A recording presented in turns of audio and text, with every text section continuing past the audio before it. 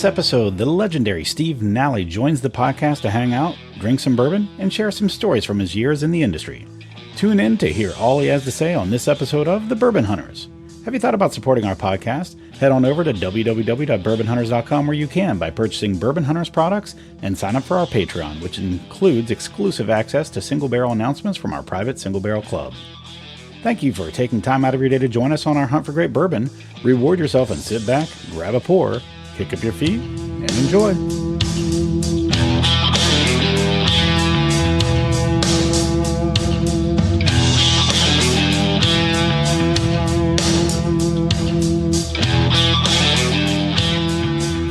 Welcome to another episode of the Bourbon Hunters. I'm Duke Bourne. I'm joined by BH313 and Brad Bryan. And today we have Steve Nally, the legend. Go ahead and say hi to everyone. Hello, everybody. Thanks for having me on. My pleasure to be here with you, just to chat a bit and talk bourbon. Yeah, it's our pleasure, actually, I think, on this side of the camera. So tell us a little bit about yourself. I know most people listening probably know at least a decent amount of your history and, you know, your background with makers and all those things. But if you would just kind of give us a quick intro and tell us a little bit about your history. Okay. Last month, I just celebrated 53 years in the industry.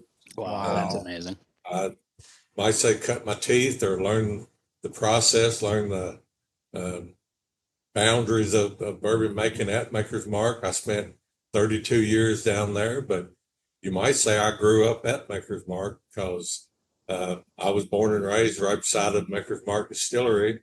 They bought the place in 1953. I was actually born in 1950, so you might say I really grew up with Makers.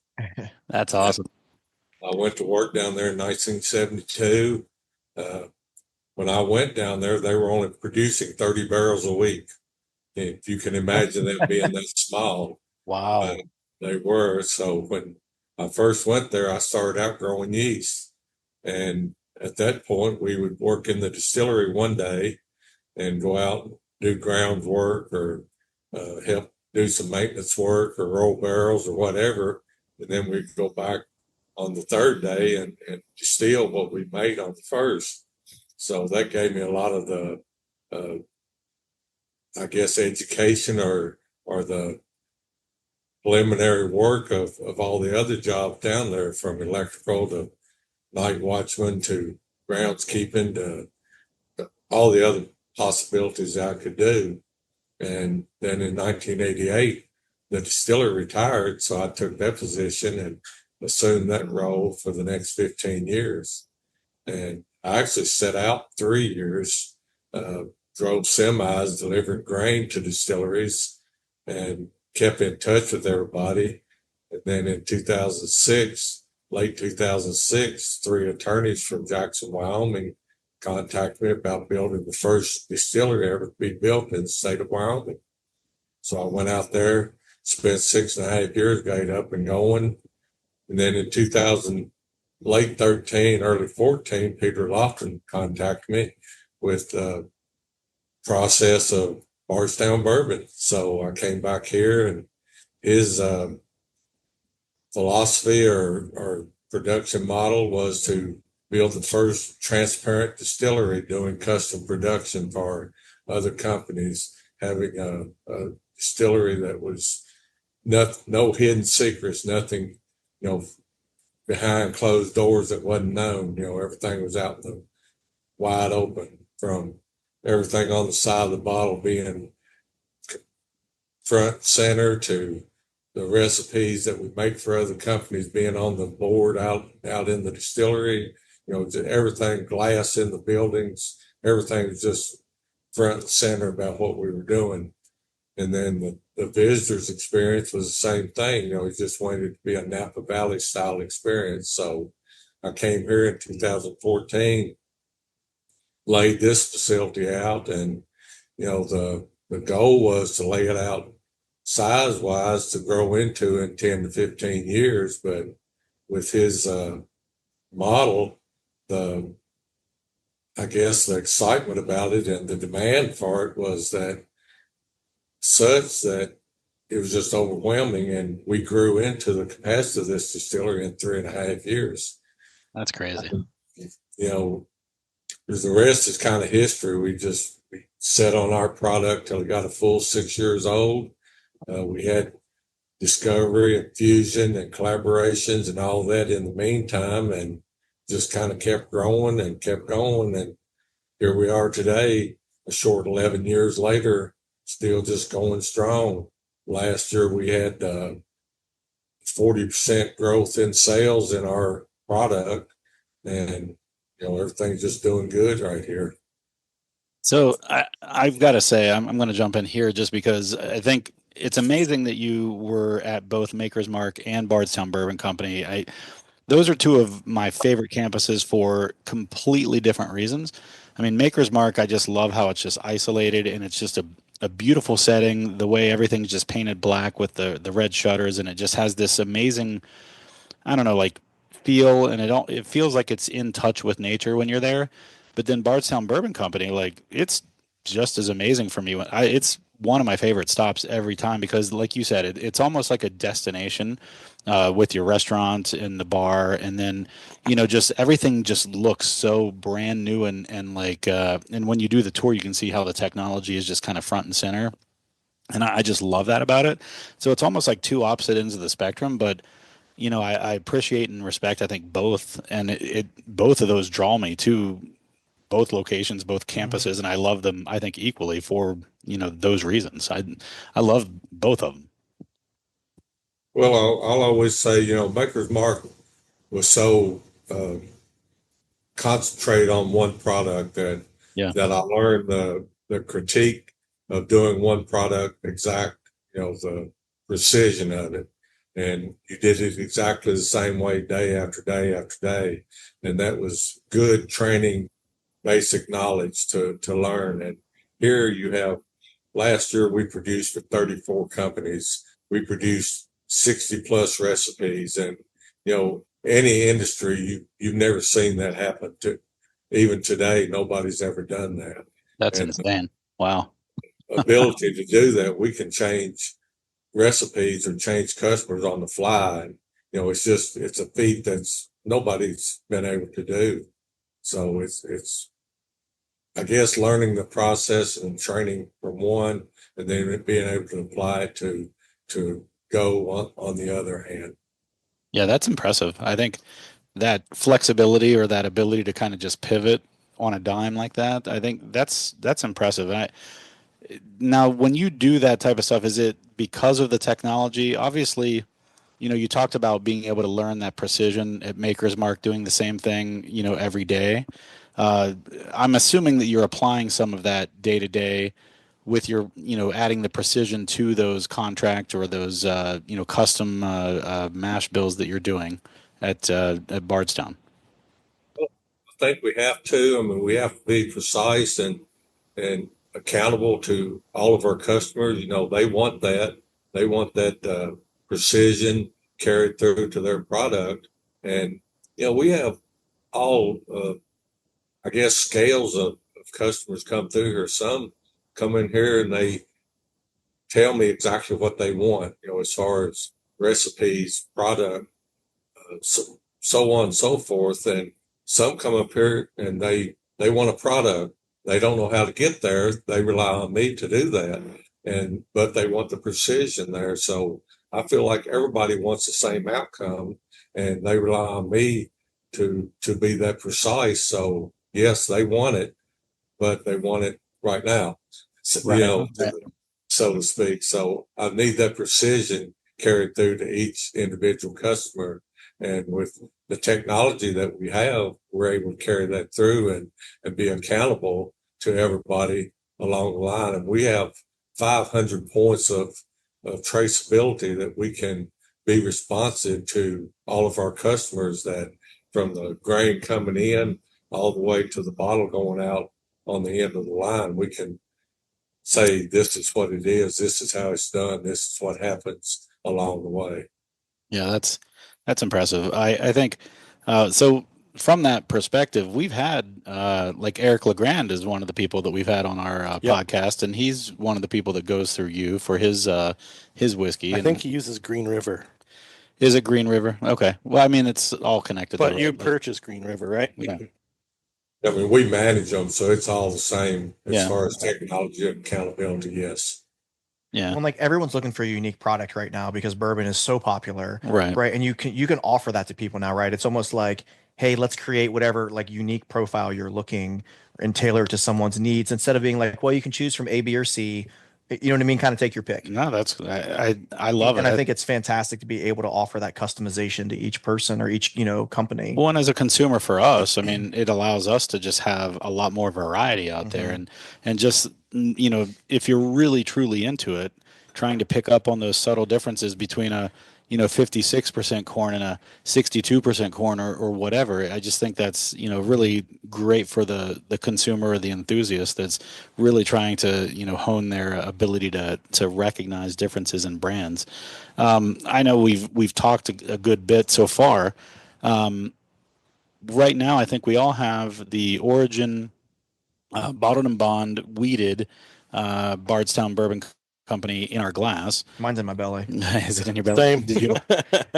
Well, let's talk about that a little bit. So the Origin series in general, I think one of the things, it's been a few years now, right? So when it first was announced, I was so excited about that to see based on what had been going on with like the Discovery series and all the different collaborations and everything that you do and the different blends. You guys were killing it from a blending perspective, and being able to take all those different things like the Tennessee whiskeys and the other things and adding those, blending them or mingling them together to come out with just such an amazing product that you were. It was exciting for me to hear about the Origin series when it was finally announced, and getting to see what your distillate by itself without being mingled or blended, what it was going to become, and see how that has actually aged and matured. And one of my favorites is what's in the glass right now. Actually, this weeded bottled and bond. I like the high wheat also. I've got that over there as well. But this is definitely one of my favorites. It was one of the hardest ones to find at first. And now I've got a few bottles bunkered just in case. But let's talk about this a little bit. So weeded, bottled and bond. When you were designing this Origin series, how did you go about choosing the different offerings that you had? I think, what was it, 3 out of the gates, right? The rye, the rye whiskey, The white label Origin. yeah, The high rye. the high rye, the rye whiskey, and then the bottled and bond weeded, right? Yep. It was 3 out of the gate, and the bottle and bond was the first. Growing up on wheat from Maker's Mark, that was in my blood, you might say. Yeah. So, I wanted to do 2 things. I wanted to elevate the wheat just a little bit, and I wanted to elevate the malt barley just a little bit to kind of enhance that flavor profile. The wheat gave just a tad bit of sweetness. The extra malt barley gave it just a little bit of a creamy sweetness on the taste profile. So I did those 2 things, and I was very persistent about a 6-year age statement because I think of it, and we kind of use a seesaw approach. When product starts out as a distillate, it's kind of an unbalanced seesaw. The longer it ages, that seesaw starts to get balanced this way. If it's a 4-year-old, it kind of equalizes out. When it gets 5 years old, it starts to come a little more caramel, vanilla, and when it gets 6 years old, that immature alcohol kick to it kind of goes away, and the caramel, vanilla, baking spices, all those really kind of come front and center. It really gets to that premium stage, as I call it. You get to a drinkable product, then you get to a good premium, but then you get to ultra premium. So you get up to that stage, that's 6 or above, you get to that kind of platform. And I wanted to get up to that level before we released anything. We've done, I think, a pretty good job of blending, with Discovery and then Fusion, all of our collabs. They'd all been pretty high standard I think. And, Oh, yeah, for we had sure. pretty good response from everybody. So I didn't want to start out with something that was substandard. So, I was pretty consistent or pretty insistent about going 6 years with all of it. And then, we wanted to offer, because everybody's not a wheated person. So we wanted to go 36% rye. That's our rye bourbon, which is Kentucky Standards, what we call it. And, that was a higher rye. That for a rye bourbon, that's 36%. That's a pretty high rye mash bill. So we did that one. And then the 95% rye whiskey, that's rye is becoming very, very popular. And we wanted to do a little bit of a twist on that one also. So we worked with West Virginia Great Barrel Company with something to give it a little bit of a twist, a little bit of a nuance, you might say. And they came up with what we call a zebra barrel. It's a cherry wood, white oak stave barrel that we put in, and they infrared process it. They don't char it. They infrared. They take the infrared light and just heat it up and break that wood down. So we put it in there for about 6 months or longer and finish it up. And when you taste that, the taste has the rye taste, but then on the finish, it just gives us that kind of a finish that's really, really sweet. So I like that one on that. And then the last one, the fourth origin that we came up with, was a little bit of a test that Nick, our head distiller, was trying at the end of a season. He was going to do a wheat whiskey. And when he got to measuring out his ingredients, what he had left came up to be a 39% wheat bourbon. And it came out to be so good that we I love it. continued that as our fourth origin product. So that lines out our four origin category.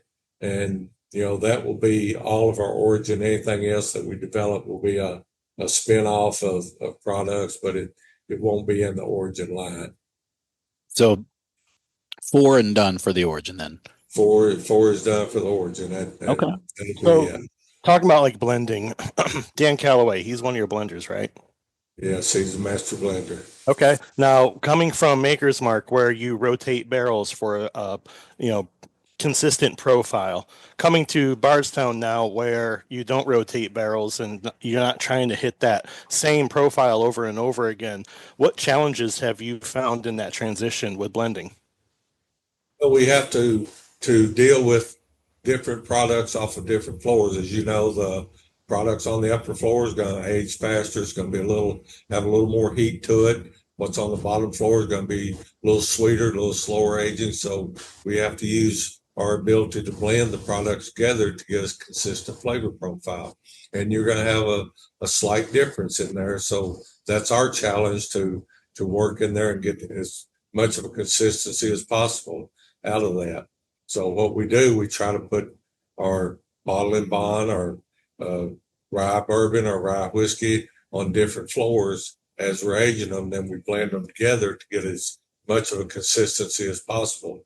And the big reason we don't blend or rotate, is because 70 to 80% of what's in these warehouses is somebody else's. And to try to rotate within that mixture is just impossible to do. So we just deal with it through the blending of the barrels that we have to make a consistent product. That makes sense. Yeah. I never thought about that though. Right. Like mixing other people's stuff with it sounds so like simplistic and elementary, right? But like it's Right. something When you don't deal with it day to day, it's something you it just doesn't think about. cross your Yeah. mind. Right. Right. Well, if we had plenty of warehouse, we could possibly do that, but we're just right on the contractor, the builder's heels to get warehouses built. They've got a warehouse they're finishing up next week. We need it this week. So we're just right on their heels of filling warehouses. We've got 21 warehouses. They're all full. Wow. As soon as he finishes it, we start filling it. So, and that will continue until we start taking a significant amount of product out. And our customers, they're just now taking product out. So we're producing 170 or 80,000 barrels a year. And the warehouses they're building right now are only holding 40,000. So as fast as they build them, we're filling them. Wow. Is there any crazy. headbutting in the blending process where you might differ from Dan or Nick? Well, yeah, we do differ, but then we just go back to the drawing board and reblend, or we kind of do like the NCAA Final Four. We take the average score, and the one with the best score wins.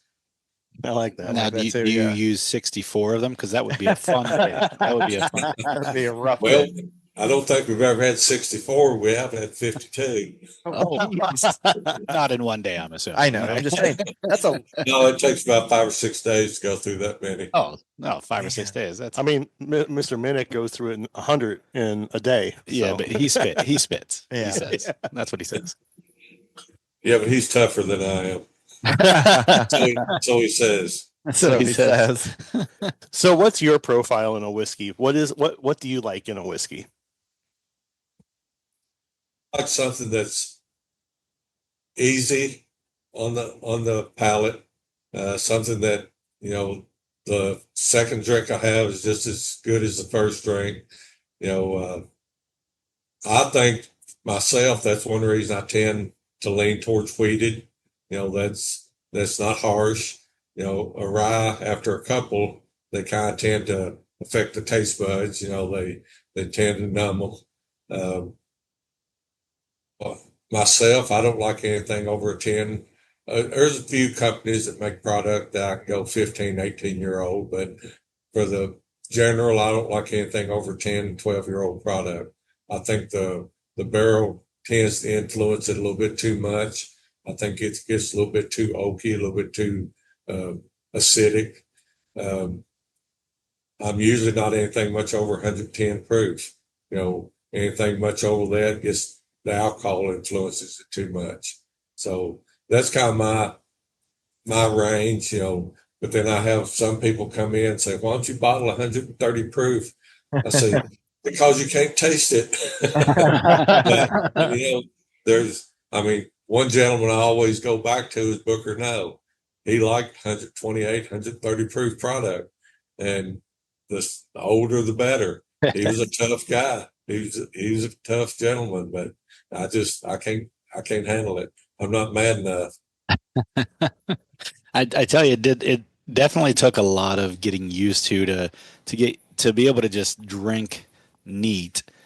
Something that's over like 115 proof. It definitely took a lot of getting used to for me To taste through the ethanol. To taste right? through it. Yeah. That's what I mean by that. Like, and you'll get the occasional unicorn's probably a strong word, but you'll get the occasional bottle that's like 125, 126 that doesn't drink like that. It happens. I mean, I feel like that's kind of magical in some regard. Like we had that Larceny A125 last week, and yeah, we and all it did not drink like everyone thought it was around 110 and it was 125 proof, but that's not very common. Generally, that it's a stronger proof, but so you can still start to pull out some of those flavors, I think, if you train yourself to it. But it does take some getting used to for sure. And I've got a lot more hair on my chest now, I'll tell you There's that. some products out there that don't drink like that, like you said, but Yeah. like I said, they're few and far in between. There's some 110 proof out there that drink like 130 too. That's true. The opposite is true. Yeah, that's true. All right. So you did Makers. You grew up in Makers. You went to Wyoming. Now you're at Bardstown Bourbon Company. So you guys are really hitting your stride there. What plans do you have? I know. What did you say? 53 years in the industry, right? What do you have any like runway in mind? Do you have or is it just going to be, you know what? I'm never going to stop working. What's the goal?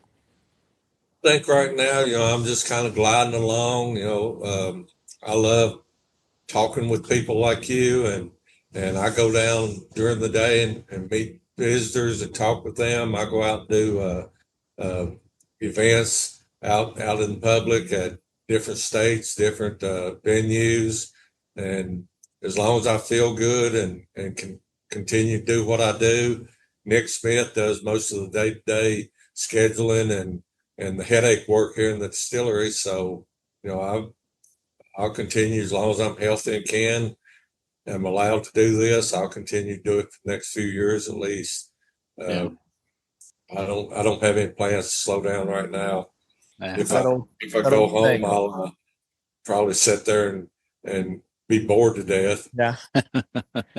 What's the Shawshank line? Get busy living or get busy dying, Well, I right? was gonna say they say you what is it? You never work a day if you love what you do. Well, yeah, Right. And that so too. it's Yeah. not, you know what I mean? It's not necessarily work if you love what you're doing, which is like that's the dream, right? Is to not like necessarily work. You just love what you're doing Yeah, and then you make a living doing it as Yeah. well, right? for sure. So I mean we all strive for that, I think. So, hats off to you, sir, for doing it. Yeah, finding a way to do that in the world of whiskey. Mhm. Are there any stories that come to mind with your tenure at Makers that you just kind of forefront? Uh, Not really. I mean, there's days that Bill would come in and say, we're going to go do this, and he would come in dressed like Elton John or something, and bring off some kind of a wild uh, promotional thing that we all thought he was crazy, but everybody in the industry thought he was crazy. But the next year they were doing the same thing. So, he was one of the best marketing geniuses in the world, and he put Maker's Mark on the map. So, hats off to him for doing what he knew how to do. And you know, I learned how to do what I'm doing by my tenure down there. So, you know, horror stories, I really can't think of any. We, had some floods that we went through down at Makers. We had some storms we went through, but we lived through them, and our neighbors, other distilleries, helped us through them. And that's one thing that's really made it great for me in the industry itself, not just Makers or the distillery I was working for, but it's the family of, you know, I still go back to the fire at Heaven Hill. When that Yeah. happened, everybody could have said, okay, good, they're out of business. But what they do, they jumped in and either sold or gave them whiskey or made product for them for the next few years and helped them back. And, now they just opened their new distillery here in Bardstown. So they're back up and running back home in Bardstown again. Yeah. And Yeah, Jim it's the Beam kind helped of them family tremendously. that they're, the whole industry's that way. I think that is one of the things I love about the industry. I mean that the level of respect. Obviously, there's rivalries and there's you want to outperform your competitor and all that, but also that level of respect where you just you see pictures of master distillers from different distilleries hanging out together, just enjoying evenings together, the respect that they have for each other, and then when they come in like that and come through for a distillery when they're in their time of need. I think that's just an amazing quality. And that's one of the things I've always loved about the industry. And you talked a little bit about the marketing genius of Bill and one of my favorite stories to some degree in like a marketing perspective, and I feel like it was way ahead of its time. You see like boxers do it before a big match. You see all these different people will do that. Like was it Jake Paul and Mike Tyson Mhm. before? They act like they just hate each other, and that the whole rivalry that was going on between Blanton's Single Barrel and Maker's Mark, the newspapers and in the ads and the printed ads and everything. I loved that. I think that story is just really cool and how they were playing off of each other and basically it was almost like little jabs at each other, but like playful jabs. And to just kind of the blind taste test that they were doing against each other and just different things like that. That that little back and forth with Makers and Blanton's, during that time was just kind of really neat. And I thought that was a really cool thing that happened that I think helped elevate bourbon.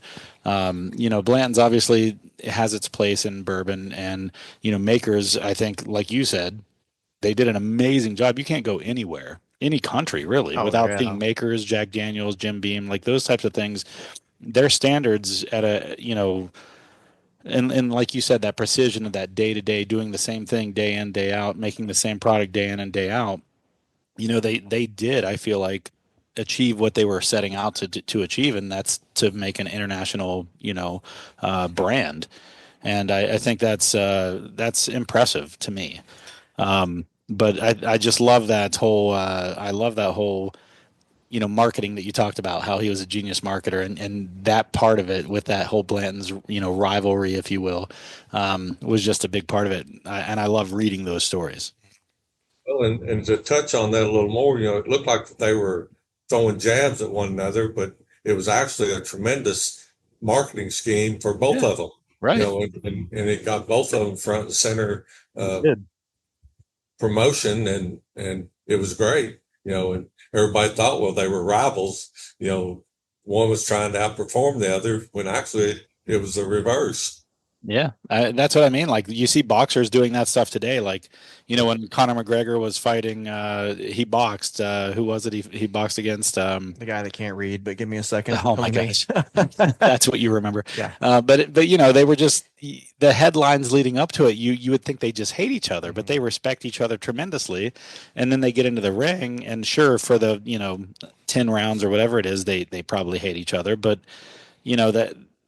But that they figured out how to, build up those rivalries and that, get that pay-per-view audience and get those people interested in the actual product. And that's the same thing I feel like that was happening at a whiskey level. It benefits both parties for yeah, sure. for 100%. Like, the whole adage of there is no bad press. Yeah.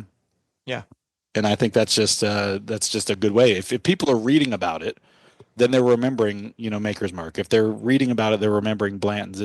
And that back and forth, I think, just like you said, it elevated both of them. And I'm sure they knew what they were doing.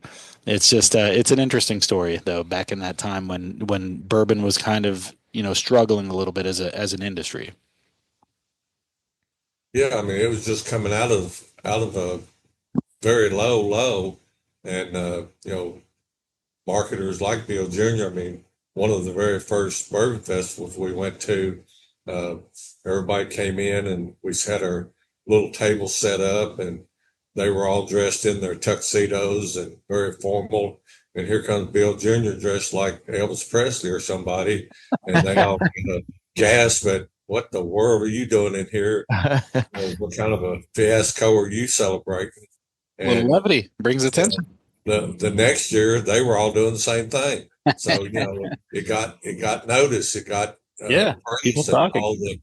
all the people were gathered around him wanting to talk to him and see what was going on with Maker's Mark and Bill Jr. So I mean he was one of the most brilliant marketers of all times, and he put Maker's Mark on the map. He got Yeah. us spread all over the world. That's I mean, that's exactly what they did. I mean, they are international for sure. So speaking of which, at Bardstown Bourbon Company, I mean, I don't know if it's in all 50 states now. I assume it has to be, but I know everywhere I travel, I see Bardstown Bourbon Company on the shelves. How is it looking like internationally for Bardstown Bourbon Company? Is there any play there at the moment? We're not in all 50 states yet. We are Okay. approaching 48 48. as this year. We are in England and a little bit Australia. We're reaching out to some of the other foreign countries and testing the waters, so to speak. But we're kind of fighting product availability also. So this year we've got more available, so we're going to be better off. In 2 more years, we'll have sufficient product that we should be able to go, pretty much as wide as we want to. Uh, Is there any it's chance? hard to say how much product you're going to need 6, 7 years ahead of time. Right. And Yeah. the very first year we released Origin, everybody was saying, "Where can I find it? How come you don't have enough of it?" We didn't guess right. Yeah. We guessed how much we'd need at that point, and we were a little bit short of what we was going to need. So we're coming around. We're getting a little more efficient of what we need. So give us a couple more years, we'll be okay. Well, I mean, the last thing you want to do is overshoot a dud. Yeah. But you guys don't create duds. It doesn't seem like anyway, knocking on wood. But is there any chance that you can find yourselves in Italy in the next 2 weeks? I don't think so. That's my biggest concern. My wife and I are going to Italy, and we're doing 2 weeks throughout Italy. And my biggest, I like wine. Don't get me wrong, but the lack of bourbon there is going to be probably my biggest sticking point. So I'm thinking of actually packing a bottle of bourbon to take with me Get to the duty enjoy. frees. You might be able to find some good stuff in the duty But free. then the problem with the duty free is it's hit and miss. Agree. And so I don't want to rely on the duty free and then get nothing. And then so I was thinking of packing a bottle, and then if something happens to be in the duty free, grabbing something on the way. But Good idea. I don't want to be without bourbon for 2 weeks. That's all. Check a bunch of bags and pack each one of them. Maybe one or two of them will get through. I think I could get one through. I've got the little, the bags with the air, the airbags that they sell. You probably have 2 layovers, right? Well, on the way there, just one. Okay. Philadelphia, Okay. and then straight to Venice. But so I'm hoping that there's at least something in the duty free. But I'm thinking of packing at least a bottle. So we'll see. But Good luck. yeah, I know, right? That's what my wife was saying as well. So go ahead. Sorry. I just poured Discovery Series number 8. I brought number 8 because it's kind of different from the rest of them. It's got that stave finish in it. What made you, or what influenced you guys to, put these into a stave finish and then reblend? Just to make it just a little bit different, just to add a little bit of variance to it, and we do that to discoveries along the way. 7 is one that we added a little bit of a wheat product to it, and that gave it a little bit of a different finish on it. 8, we add the stave finish to it, so that gave it a little bit of difference. So it just changes them up a little bit along the way, and it's just something we do just to keep you all in suspense. Yeah, I like that. And I love the transparency where you list the percentages and the mash bills, and allows us to kind of hunch our guesses to where they came from. Yeah. Well, it's not too much guessing. If you get a Georgia product, there's not too many guesses. If you go to Tennessee, there's not too many guesses. So Right. only when it's in Kentucky that you have to do a lot of guessing. Right. That was something that was really fun too. So we did one of the premium blendings at Bardstown in Louisville.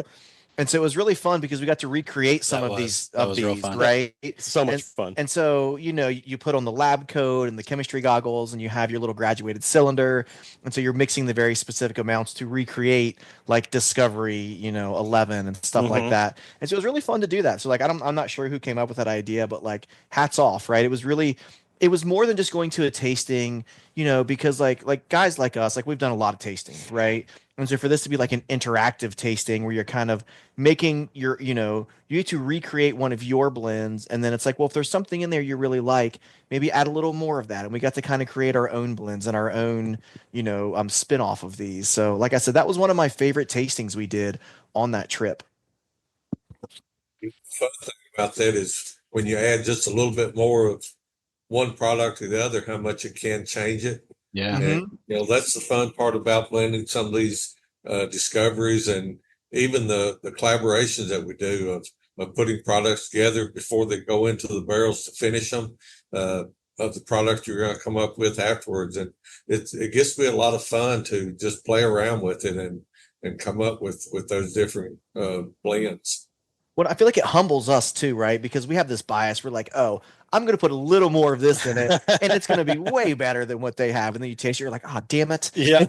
You know what I mean? It really humbles us a little bit in that sense. I'm like, that's terrible. Yeah. That's the wrong way, didn't it? Yeah. Well, Yeah. Speaking of that, though, like I imagine, and I could be way off here, but I imagine that if you've done it long enough, you can start to recognize what adding a little bit of something or taking away a little bit of something might do to an overall product. Is there a science to that, or is that intuition? Percentage guesswork? How much is that guesswork, and how much is that just experience and wisdom over the years? It can be a little bit of both. I mean, sometimes you think it's gonna, if you add something that you think Oh, it doesn't need any more of this because it's going to be a little bit too acidic. It's going to be a little too much barrel to it. And when you put it in there, it's actually not. It'll bring out some character. Maybe it's a little bit too much uh, fruity. And you add that to it and it doesn't do what you think it's going to do. Or you put it in there and it's elevated the barrel flavors and you add a little bit of water to bring that proof down, it takes it away. So there's two things you can do. You can make the blend and then play with the proof, and it just either elevates or takes away what you think it's going to do. So how much does that actually fall in line with what you think is going to happen, and how often are you surprised by that? Is, I guess, the better question. I'd say surprise maybe 20%. Yeah. What it's going to do, because most of the time it's going to do what you think it's going to do. It's either going to mellow the flavor out or not. Well, most of the time it's going to mellow the flavor out. Yeah. And it's going to let you pick up some characters that you think it's going to let you pick up because it's going to mellow that alcohol down. And then you're going to start to pick up raisins or leather or tobacco or something like that, where the alcohol has kept you from doing that before. So it's going to allow you to do what you think it's going to do. But every now and then it'll backfire on you, and it'll just wipe it all out and you say, well, what the hell have I done now? So you throw it out and start mixing all over again. Yeah. Are you allowed to talk anything about Discovery 13 or what you like about it? Yes, it's a double barreled product. Oh, That's so like what I'm hearing. We already won you over. We kind of liked what we started with, and we put it back in the second barrel to pick up a little more of the barrel flavor. So I'm going to leave it at that. All right. Hey, I'll take that. Like, That's a good. Man, I wanted to pry a little bit and ask if you were using any of those Great Western Sherry toasted staves with it or not. I'm not going to say anymore. can neither confirm nor deny. So let's move on. He is now zipped the lips. Yep. It's slated to come out about August or sometime late August, September. Okay. That's going to be here before we know it. Yeah, well, it's going to be here before we know it. We're already almost in May. I know. It's crazy, insane. man. It's insane. January takes forever. And then it's like, I blinked it and it went from 2024 to May of 2025. Yeah. That's crazy. Anyway. Insane. All right. So he asked about Maker's Mark. Any amazing stories or crazy stories from Maker's Mark? What about Wyoming whiskey? Like anything crazy there? Wyoming was crazy all the way around. Yeah. Were they just like gunslinging? It wasn't any of that. I mean, it was a great experience. I loved everything about it. It's a great place. I was at 4,200 feet elevation. It was a very arid. So real quick, yeah, 4,200 feet elevation. How does that affect distilling? Does that question? And does that change? Too? Like boiling point. Yeah, things like that is different at different elevations. How does that affect distillation? That was the big thing, boiling point. Okay, I wasn't thinking when I first got ready to start the seal up. I was trying to get it to run like I did in Kentucky. Yeah. Well, it wouldn't run. I soon realized the boiling point was 204 out there, not 212. Yeah. So I just had all my temperatures and everything to accommodate that. It's a very arid climate out there. The humidity is about 20% all the time. Yeah. So I had to pretty much moisturize the warehouses to keep my angel share down, keep my evaporation down. I didn't even think about that part. The water in Kirby, the limestone is non-existent. Limestone shelf is about 10,000 feet below elevation or below the surface of the ground. So everything from there up was sulfurs, irons, all kinds of minerals. So I actually hauled water about 42 miles to start with to get good water there to make the product with. They eventually piped it in, but that was a difference. How did you monitor pH? That's a good question. And can you not just use like RO water for that type of thing? Or so but You could, but you know how long an RO system hold up against that type of water. I mean, the discharge is like 70%. Oh wow. So, Okay. Yeah, RO constantly, like it never stops. It's always discharged. But I would have more discharge than I'd foul up the RO system just every 3 hours. Oh, so okay. it wasn't practical. It's cheaper to haul it. Okay, that's what I was kind of getting at was what would be cheaper. It's cheaper. That it was wild to haul water in. That's what I was kind of getting at. That's crazy. How do you maintain your pH then? The growing season was about 90 days, so I had to use a lower starch grain. So, my yields was lower. I mean, there's all kinds of differences, but it was able to make a good product. Yeah. The only problem was when I got ready to release, before I got ready to release, the owners decided they wanted to release at 3.5 years of age. So that didn't go over good. That's when I came to Bardstown, because I quit out there and left and came to Bardstown. I said, if you're going to release 3.5 years, I'm not going to be a part of it. Yeah. Kudos to you. After it became 5 years old, it's a good product. Well, sure. Yeah. I mean, that's if you're making a good distillate, then that age and that maturity is going to happen eventually. Like, and I get there's got to be, I'm sure there, like from a business standpoint, the anxiety of sitting on all that alcohol, even though if you let it sit longer, it's most likely going to be better. Like you said, that's at the beginning, that seesaw, but also there's that draw of like, hey, we've got to make some money here at some point. So what I've enjoyed of seeing other companies like a Castle and Key or other places like that selling vodka, selling gin, while they're at least waiting for the other stuff that they're really there for, to the rye whiskey, the bourbon, all those types of things to mature, to at least make a little bit of money on the way, to the maturity of their other products.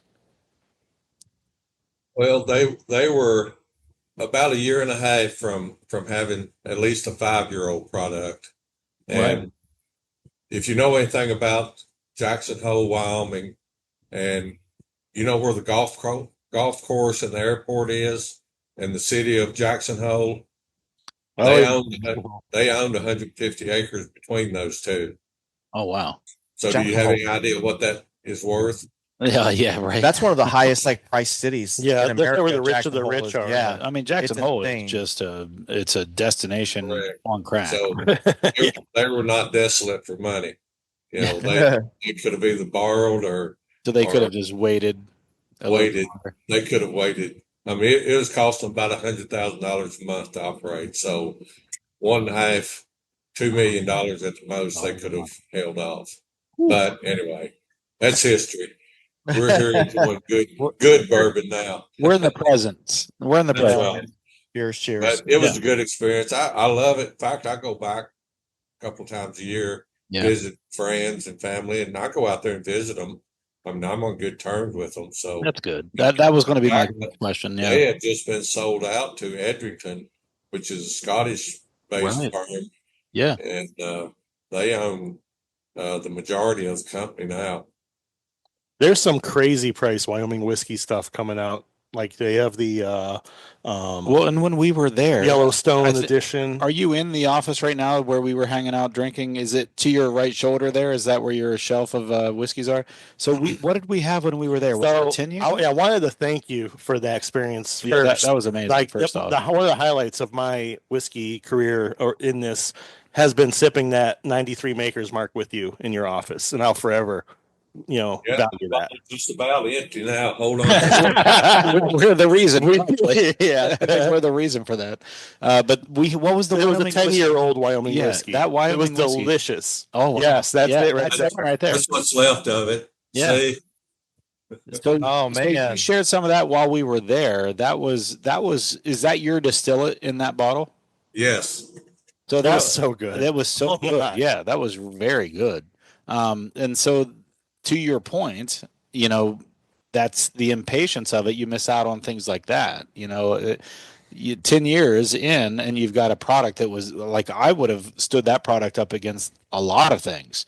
I mean, that was a very tasty Did whiskey. they have a lower entry proof back then in 93 in the barrel? Oh, Maker's Mark? Yeah. Well, Maker's Mark still has a pretty low entry point, I believe, but yeah, I'll let Steve When talk. I was there, we entered the barrel at 110 proof. Yeah. I'm not sure what they entered at now. I think it's still 110, isn't it? Or maybe I don't 115, know, but it's still low compared to the, the Right. conglomerate owned, distilleries. It's still pretty low. That's one of my Well, absolute like. To that point, this 39% wheat, we did a test run on it just to prove or disprove. We put some in the barrel at 125, 120, 115, 110, 108, and the best tasting product came out of the barrel at 108. Oh, That's funny. Yeah, we tried the Maker's DNA series. Yeah, and we did our barrel did pick. the same thing. They did their DNA series where they did the different levels of entry proof just to show people basically, hey, the lower entry proof is better. And I think it only makes sense to me anyway. I'm not a distiller, I'm not a blender, I'm not any of that. But to me, it makes sense that if you're having to add less water at the end of production, you're going to just have a better mouth experience. Like you're going to have that viscosity, you're going to have that smooth, like buttery kind of feel. You're going to have that creaminess, as you said earlier. Well, Michter's does that too. Yeah, Michter's has a lower entry proof, but I feel like the conglomerates, that's the one thing that they've done when they've come in and like Diageo and Sazerac and all these people, when they've come in and bought these, companies, is they've said, okay, hey, let's maximize our profits. Let's go to 125 barrel entry proof. And I feel like that's definitely affected the product outcome. What are your thoughts on that? Well, it's all economics. They go in Yeah. and say, we're going to save as much money as we can. We don't care about the Right. outcome. And, that's all there is to it. I mean, it's economics totally. Yeah. And, we have a few of our customers will enter at a lower proof. Nobody that low, but a few of them will go down to 115, 120. But yeah, it's all economics. And So did you I feel say? Did you say 108 proof was your entry point for the high wheat? Yeah, that was the best tasting product that came out with 108. That's why I like it so much. I guarantee it, because the mouth feel on that one, the mouth experience, the everything from start to finish. It's got just enough of that wheat funk to it. It's got a really good spectrum of flavors to it. Well, proof point wise, I would drink that 10 out of 10 times over Weller Antique. What is it? 106? 107. This is 108. Oh, it's 108. Okay. Yeah, I would drink this 10 out of 10 times. It's 106 now, but what 106. happens I thought it was 106. when it goes in the barrel, it'll lose proof, and it came back up as almost 107, and we lowered it down to 106 just to round the numbers off. So we put very, very little bit of water in it. So we just rounded the proof off is all we did. I think that little amount of water adage at the end is all the difference. I really do. I think that's why I think Peerless is one of my favorites. Yeah. Right. They have a very low barrel entry proof. They put everything and everything's barrel proof. proof. Right. And the Peerless So no water oh my gosh. Love the product. You like Peerless, Mr. Nally? Yeah, it's a very good product. And part of it's, little things like that they do to it. Yeah. Their production, and it makes a difference. What am I drinking right now? Discovery number 8. Oh, that's the one with the stay finish. It's a little maple note in there. That, Did you get that surprises me because finish had like a maple long, like a Kentucky hug that's maple. You're not a rye guy, but it has 95.5 Indiana rye in it. I don't also 51%. I'm not a rye guy, but the MGP in rye, I'm not opposed to. Well, that's what Indiana 95.5 is. I'm kidding. I'm totally kidding. I was about to come over and smack you. Totally kidding. I didn't say or didn't deny it, either one. I was about to smack you. They have some good products after it gets about 6-7 years old. Oh, for sure. Some of our earlier fusions and different products have some Indiana stuff in it, but I didn't care for it when it was we had quite a bit when it was 4 and 5 years old, didn't like it. And after it got 6, 7 years old, it's a very good product. So Well, I'll tell you, one of my most impressive things that I feel like you all have done at Bardstown is taking Dickel and making it taste amazing. And not taste like we use that. Yeah. Here's the thing. I got a chuckle out of him. I like that. He's not allowed to acknowledge the fact that. No, right, whatever. The Tennessee, I should say, the Tennessee. But what I will say is Dickel, ultra aged and high proof, actually tastes decent. Yeah. I actually enjoy it at an ultra age and high proof. But what they release to the market is very Flintstone vitamin mineral. There's a lot of minerality to it. And I'm just not a big fan of it. That's all I can smell is Flintstone vitamins. Yeah, I'm and serious. that's the biggest knock against it. Yeah. People either love it or they hate it. The minerality. The minerality to it. But what you guys have done at Bardstown have to include that in the mingling of your whiskey to come out with the products you have in the discos and the fusions and all that stuff. It's just amazing. Like your ability to use it and come out with a product that has none of that, but takes the best from it and then hides, the minerality and the Flintstone vitamin flavor to it is just, to me, it's impressive. And that's why when you guys announced the Origin series, I was like, listen, they're killing it with what they're doing and how they're blending. They've got a good palate, because not everyone shares the same palate. That's a subjective thing. Yep, completely agree. Like, obviously people love Dickel, but I'm not one of them. So for you to be able to take that and turn it into something that I enjoyed, I was really looking forward to the Origin series, and that's why so excited when that came out, and it did not let me down. The Origin series is easily one of my favorite like flagship products of a company. I'm so glad you can find it on a shelf here. Yeah, now. We had a lot of kickback though when we used Tennessee in there. They said, "Why do you use Tennessee?" And I said, "Well, did you like it?" They said, "Yeah." I said, "Well, Then who that's cares? why we used it." Right, yeah. And of course, we wouldn't say who it was or anything, but it doesn't take too many math geniuses to figure it out. But anyway, they would have a negative thought about it, but then they liked it, so don't complain. Right, exactly. Yeah, I had no complaints that you're using Dickel as long as it tasted good, and it tasted good. So, was the Fusion series a competition within the distillery? Fusion was started to get our product on the market as early as we could, and our first Fusion had 2.5-year-old BBC product in it, so it wasn't much, or not a very big percentage, but as our product got older, our percentage grew. So that was the whole idea behind Fusion. And then as Origins came out, Fusion disappeared. Yeah. Well, you did a good job with this 11-year 75 13 12, which I know what that is, to help it. Fusion number 6. Yeah.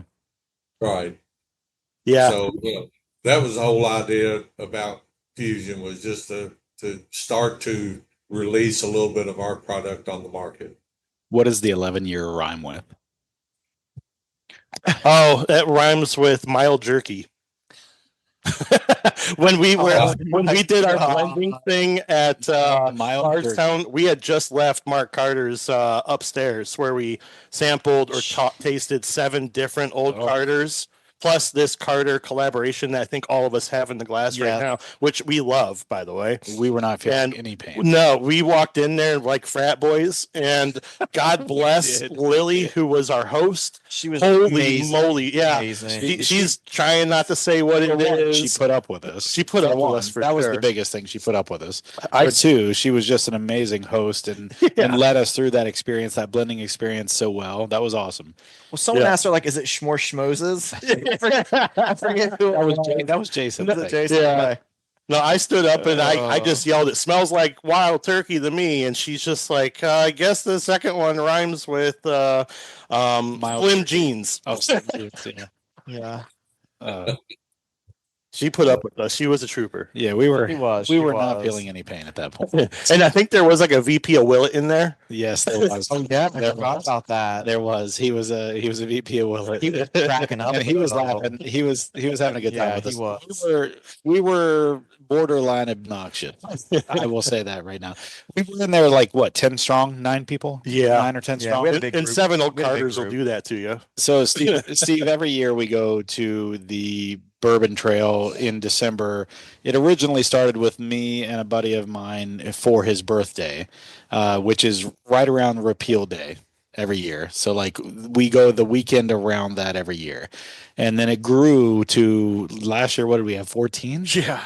A lot. I Yeah. think we had 14 last year, and we went to a whole bunch of places. We call it the Bourbon Blitz because we hit as many gift shops. We do a couple of experiences, but we hit as many gift shops, and then Yep. the end of the night, we basically just hang out and Record drink and- what we yeah. what we found and record, and Do a bottle kill. we do a bottle kill episode, which over the years has turned into like 4 bottle kills because of so many people with us, and that's kind of the draw to that episode. But anyway, the trip is just a real quick exposure to the Bourbon Trail that we get in 3 days, and we try to get as much exposure to it as we can in that time.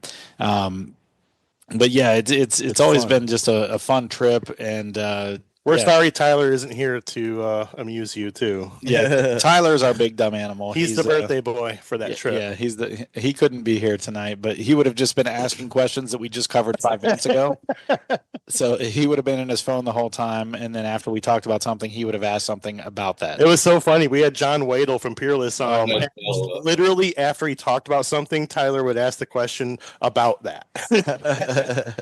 He's a big dumb animal, but we love him. He's our guy. He's our guy. So, we have been on here for an hour. I know that I have we one more we got to do.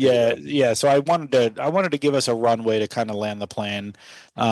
So let's talk about this one that you have left. While I pour this, can you kind of a little bit talk about your wife and her contributions and the gift shop at Makers and also the Kentucky Bourbon Festival and how both of you are in the Bourbon Hall of Fame together and the only couple?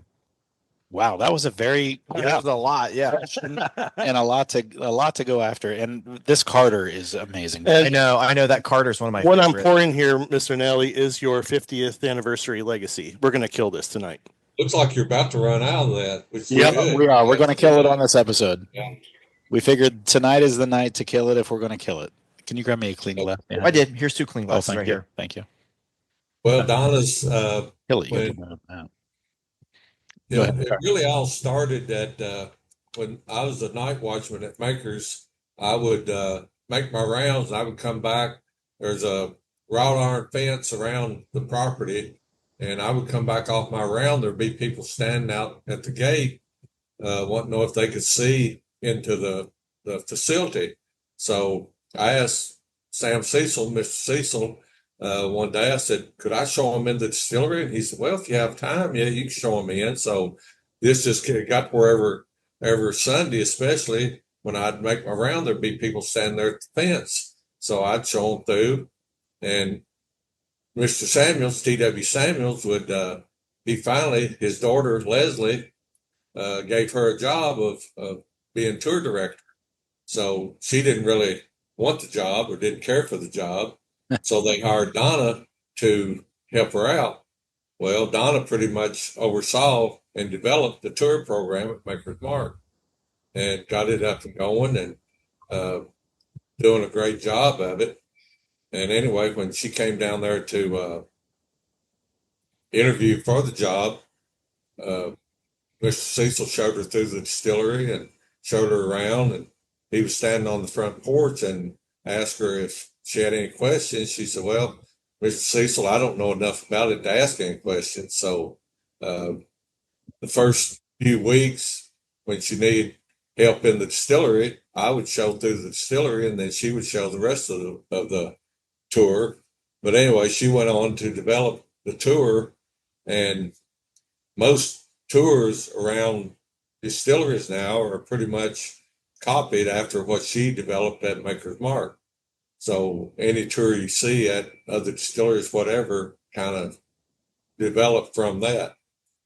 Well, anyway, her and two other ladies from other distilleries were at a I guess a dinner one night, and Ed O'Daniel, who was president of the Kentucky Distillers Association, was sitting at their table, and they were all talking about tours at distilleries, which there wasn't but one or two of them that really had tours. So they were talking about developing tours. So he gets up at the meeting and says, "These three ladies down here are going to develop the Bourbon Trail." So Donna, and she got all the information together, and her with Senator Daniel kind of developed the Bourbon Trail. So her, Senator Daniel, and the other two ladies developed the Bourbon Trail. And then every September was kind of a dead time in Bardstown, so they wanted to put something together to create some attractions or something going on in September. So her and a couple of other people got together and developed the Kentucky Bourbon Festival. So she was instrumental in developing the Bourbon Festival. So she helped to develop bourbon tours, the Bourbon Festival, and the Bourbon Trail. That's So great. in 2007, I was inducted into the Kentucky Bourbon uh, Festival Hall of Fame. And then in 2011, she was inducted into the Bourbon Hall of Fame. That's So amazing. the only other couple that has ever been inducted into the Hall of Fame was Bill and Margie Samuels. And of course, they're both deceased now. So as of right now, we're the only living couple that are both in the Bourbon Hall of Fame. That's amazing. Congratulations. Yeah, that's Absolutely. fantastic. So what's crazy about that to me now is that September is just packed full now with Yeah. the Kentucky Bourbon Festival, Bourbon and Beyond, and then Louder Than Life, which all has ties into bourbon. Like that whole month now is just insane. Has Donna sent nasty emails to Fred Minnick for encroaching on her weekend? Uh, we're all one big family. The more the merrier. That's funny. Yeah, I mean the Bourbon and Beyond and the Bourbon Festival. I think just last year they changed it so they're not the same weekend. I think. Oh yeah, they are now. Yeah, but like the first couple times I went to Bourbon and Beyond, they It's were the the same same. weekend. Yeah. Yeah, I was like, damn it, I can't choose one. Yep. Because my wife loved music, so This year, so we're the first weekend of September this year, so we're a week ahead. yeah. They keep trying to get on our weekend. We just keep moving around on them. You got to bob and weave. Yep, Bob and yep. weave. That's awesome. So let's talk about this. Yeah, what we have the in the Nally glass. 50th Yeah. anniversary. What can you tell us about it? What went into developing it? Well, I wanted to develop something that Man. would save me on that year. So our origin products weren't hardly ready at my 50th. So I pulled two barrels out that had good taste profile to them, but they were only 5 years old. So I pulled one of the wheated barrels and one of the 36 rye, which would be the origin. The wheated would be the bottle and bond. The rye would be 36 rye. And then I looked through some of the product we had here. And I found a 15-year-old Kentucky product. So I took and made three barrels, doing a third of the bottle and bond, a third of the 36 rye, and two-thirds of, or a third of the 15-year-old. So I blended those three together, and they had just a little bit too much of the oaky, tannic, rough edge to it. So I wanted to do something to sweeten them up just a little bit. So I went to the cooperage, and I just happened to have my son-in-law is the marketing guy up at Independent States. So I went over and talked to him, and they suggested I use the toasted French oak barrel. So I went, got three of those, and I put it in there. And I only left it for 25 days. I brought it out, Wow. and it's like 107 or 8 proof after I did that. So I brought it down to 100 proof. That's 50% alcohol for 50 years in the industry. Okay. All right. Listen, he was circling that. Oh yeah. And I had no idea. I Until he missed said it. 50 Yep. for 50. I was like, Yeah, yeah. It oh, all. genius. I like where you took us on that Genius. journey. I What, do. Yeah. So here's what I'm going to say about this. This is the best thing I've had all night. There's this like multi note in here. There's It's like a malted milk ball. This has like, I'll tell you, it was quite a price point though. it has an it has an thanks for your aged contribution. has an aged funk to it. Mm-hmm. But it's got a great mouth It experience. gets better the longer it sits in your glass. That's what I've learned. I'm telling you right now, it's great. Yeah, agree. And I haven't had it in my glass very long. So it is very, very, very good. The problem I have, I pour some in the glass, it doesn't stay there very long. I don't know what it rises or what We it just does. fill the but it just bottle. disappears. So that's the problem I'm having right now is I don't want to finish it too quick because the bottle's empty. I know. You don't have any backups? No, I do not. Oh my! And you brought it here tonight. Thank did. you. I appreciate Thank that. I you. really do. Really? I couldn't think of a more fitting situation than to enjoy But this with. You're right. Mr. Nally. Agreed. No, I mean, honestly, that's what whiskey is for. That's what bourbon is for. I appreciate it. I don't know that I would have done the same thing, but no, I appreciate it. You guys know I've that. got one bottle left up here on my display, and I don't know when I'm gonna crack that open. One of these days. We'll be there in 3 hours. It won't be that soon. Oh shoot! I want to be aware of your time. I know we were supposed to start at 6:30. We got a little bit delayed, but it's been a little over an hour. I don't want to make you stay longer than you need to. So that being said, runway. I guess that's now the time. I mean, after having Well, hopefully the Bourbon Hunters can come do a single barrel pick with you sometime. that would be wonderful. We've started our own little club, so that would be good if we could. And didn't you say that you're getting ready to start doing weeded single barrels? Is that right? Down the road. Down the road. That is in the future. The dates haven't been announced yet, but there is some in the book. So keep an eye open. It'll be announced. If I hear of anything coming to light sooner than later, I'll let you know. We appreciate that for sure. We are.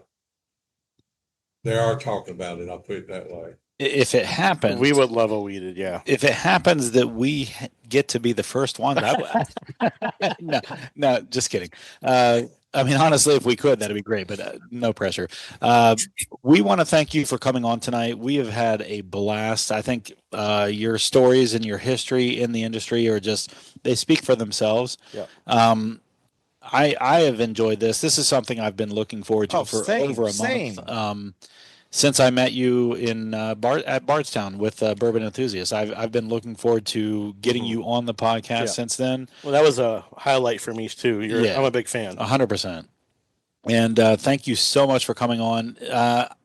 I always ask this of our guests. I don't know what your social media presence is like, but if you have any, this is generally where I allow or tell them to where to follow you on Instagram or Facebook or anything like that. If you don't have it, that's fine. But if you have any, go ahead and let everyone know where they can follow you if you do. I have very little. That's fine. Bardstown Bourbon Company, right? Yeah. So Bourbon Company. Okay. It's being transferred over to. Well, it's not up yet, so I'm not going to say. But just go Bardstown Bourbon Company right now. Okay. And I know you tried to reach me on the other one, but I don't think it's up and running. Yeah. Yeah. So I sent you 2 emails prior to the one you sent me today, and I sent it to that Lofted Spirits. I think that's why you didn't receive it. Well, the Lofted Spirit is being brought up, but like I said, Bardstown Bourbon Company will work till they get it up and running, and then it'll automatically switch over. So Lofted Spirits, what they're doing, they're combining Green River and Bardstown together to make it under one umbrella. And it'll be up and running pretty soon, but go Bardstown Bourbon Company for right now will be more than suffice. Well, that being said, I think everyone who is listening has enjoyed this episode.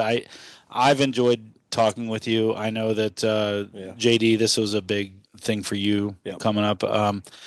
thank you so much for being on. I've really enjoyed this hour of talking to you, and Don't sleep on Bardstown. yeah, do not. Absolutely I don't know not. anyone who sleeps on Bardstown. Agreed. If you've had Bardstown, you enjoy Bardstown. That's all there is to it. But I will say, if we can get a chance to have you on again at some point, I would love to.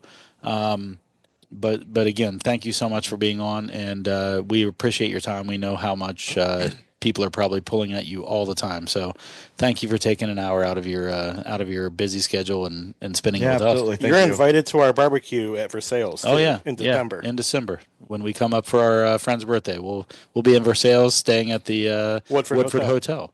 So if you Send me a reminder down when that happens. I'd love to try to make it up. Oh, we'd love that. We would love to have sir. you. Yep. If you make it down to the distillery, let me know. we will be there. we'll stop. We always stop at Bardstown Bourbon Yeah. Company. It's always a stop on the tour. I'd So. love to come down and bug you a little bit and hang out with you for a while. We do a little bottle share, so you'll be able to enjoy our stuff. Yeah. Bring you up to my office and let you sample whatever's opening. Oh, so The 50s will not be open yet, so don't count on that. but we'll finish the last of that Wyoming 10 right beside you right there. And that 1993 Maker's Mark. There might actually definitely be another 50 or another 10-year-old open by then. You never know. Hey. We're not going to object to that. Okay. Well, y'all have a good evening. It's been a pleasure talking to you. Thank you, Mr. Look Nally. forward to doing it again sometime. Same. We appreciate Yeah. it. Thank you so much for your time. Had a great Okay. time. Thank you. Have a good day. You too. Thank you so much. I should probably leave this on. Thank you. I'll stop recording. But thank you for coming on. Yeah. Really enjoyed it. This was fun. This was really fun. I really appreciate it. I love these. I love when we have a guest like you on. It's and there's no script. It's just Right. organic conversation. that's why I try. right? That's why I try to keep it organic. Is there a way It's for more the fun. Bourbon Hunters to get on like a media list for samples that Oh, you yeah. send out? I've never asked. There's probably a marketing department. I'll reach out to them. Yeah, that'd be the easiest way. Just reach out to the marketing, Yeah. Jim Lake or one of those guys. Okay. They'll get you.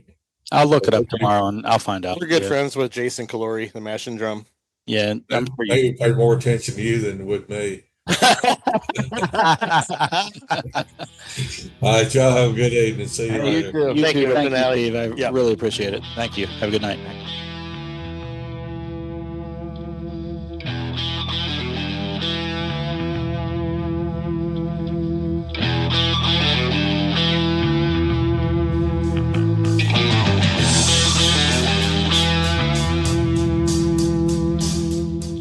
Thank you for joining us on yet another Hunt for Bourbon. Please give us a 5-star review anywhere you are listening, but if you don't, leave some constructive criticism in the review so that we can better improve our show. But until then, sit back, grab a pour, kick up your feet, and enjoy some bourbon. The Bourbon Hunters podcast has been craft distilled, produced, recorded, and edited by Dude Pool. For any questions, comments, or recommendations, please reach out to info@bourbonhunters.com.